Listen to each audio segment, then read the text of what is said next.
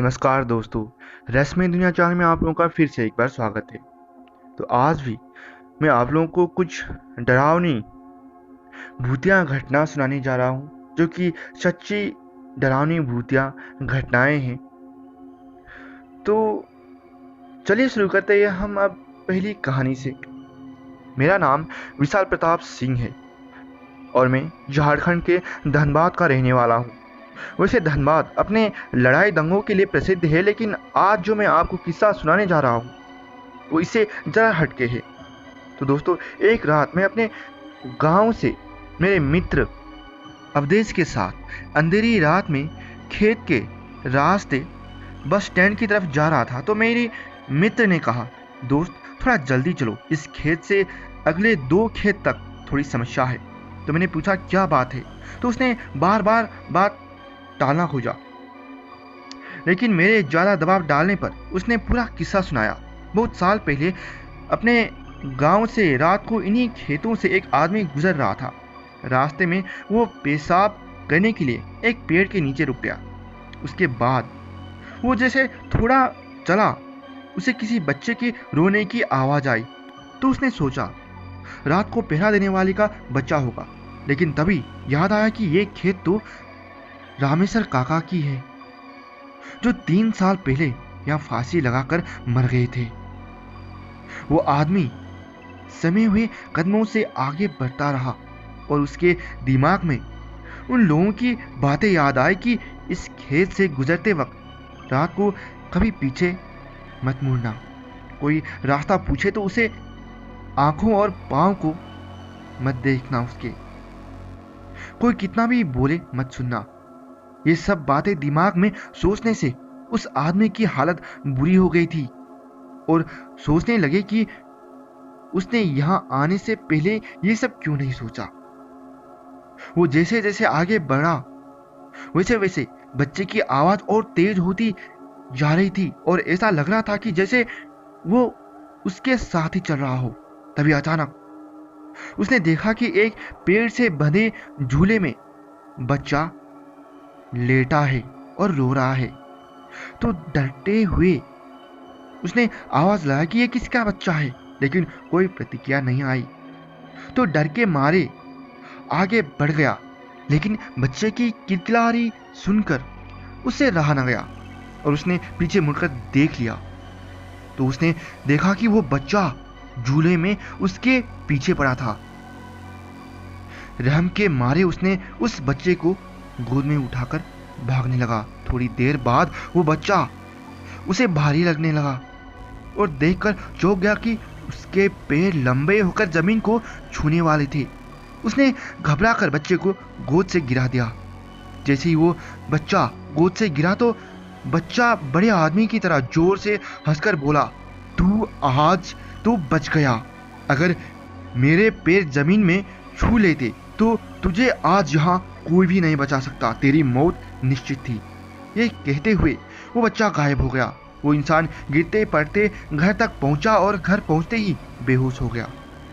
जब उसे होश आया तो उसने गांव वालों को ये सारी बात बताई। जैसे ही मैंने ये किस्सा सुना तो घबराहट के मारे बिना पीछे मुड़ा ऐसा जोर से भागा और कभी उस प्रेत बाधित खेत से मैं वापस नहीं गुजरा। तो आपको ये हमारी पहली कहानी कैसी लगी? तो आइए चलते हैं हम अब दूसरी कहानी की तरफ। मेरा नाम आर्यन है और मैं उत्तराखंड के अल्मोड़ा जिले का रहने वाला हूँ। आज जो मैं आपको कहानी सुनाने जा रहा हूँ वो मेरे मामा के साथ घटी हुई एक सच्ची कहानी है। उन्होंने मुझे अपनी आप बीती बताई जो आपको मैं सुनाने जा रहा हूँ। ये उन दिनों की बात है जब मेरे मामा स्कूल पढ़ते थे। उनका स्कूल घर से बहुत दूर था। हमारे गांव देवस्थल एक पहाड़ी इलाके है। पहाड़ी इलाके में जागर लगे रहते हैं जिनमें लोगों के अंदर देवता आ जाते हैं। एक दिन रात को मामा जागर में गए थे और जब रात को वापस आ रहे थे तो रास्ते में एक तालाब आता है। उस तालाब के किनारे पर एक आदमी बैठा हुआ मिला मामा को और उसने मेरे मामा से बीड़ी मांगी। मेरे मामा ने उसकी ओर ध्यान न देते हुए आगे बढ़ते जा रहे थे, लेकिन वो पीछे बीड़ी दे कहते हुए आ रहा था। मेरे मामा को पता चल गया कि ये कोई प्रेत या भूत है, तो मेरे मामा भी बहुत निडर इंसान थे, बस चलते गए। और जब उसने पीछा करना बंद नहीं किया तो उन्होंने अपनी जेब से माचिस की तीली निकाली और 3 तीली एक साथ जलाकर पीछे फेंक दी। तब उस प्रेत ने मेरे मामा का पीछा करना बंद किया। इसीलिए मेरे बड़े भाई हमेशा कहते हैं कि हमेशा रात को माचिस के तीली लेकर चलना चाहिए। तो दोस्तों, आपको ये दूसरी कहानी कैसी लगी? तो आइए हम चलते हैं अब अंतिम कहानी की तरफ। आज मैं जो आपको घटना बताने जा रहा हूँ वो हमारे पड़ोसी परमेश्वर लाल अंकल के साथ घटी एक सच्ची घटना है। वो बस में कंडक्टर हैं।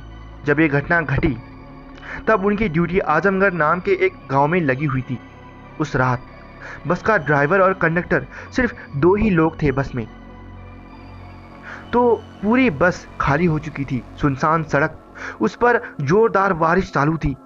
ऐसे में एक औरत उनके बस के सामने खड़ी थी। बारिश की वजह से उसका बदन पूरा भीग चुका था। वो बस को रुकने के लिए हाथ दिखा रही थी। उसने अपने शरीर को एक रेनकोट से लपेट रखा था, इसीलिए उसका चेहरा साफ नहीं दिख रहा था।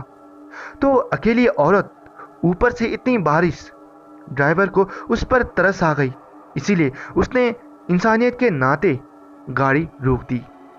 उस औरत बस में चढ़ी और सीधे पीछे की सीट पर जाकर बैठ गई। कंडक्टर अंकल उसे सामने बैठने के लिए कह रहे थे, फिर उसने सुनकर भी अनसुना कर दिया।